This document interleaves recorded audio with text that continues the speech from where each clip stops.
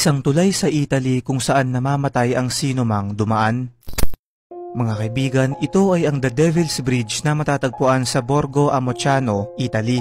Kaya ito tinawag na The Devil's Bridge ay dahil noong 11th century may isang urban legend patungkol dito na noong construction daw ng tulay ay nahihirapan matapos ng taong gumagawa nito yung tulay sa nakatakdang deadline. Kaya naman upang hindi ito matanggal sa kanyang trabaho ay nakipagkasunduan siya sa demonyo at sinabi ng demonyo na matatapos niya ito sa loob lamang ng isang gabi ngunit sa isang kondisyon. Kukunin niya ang kaluluwa ng pinakaunang tao na dadaan dito.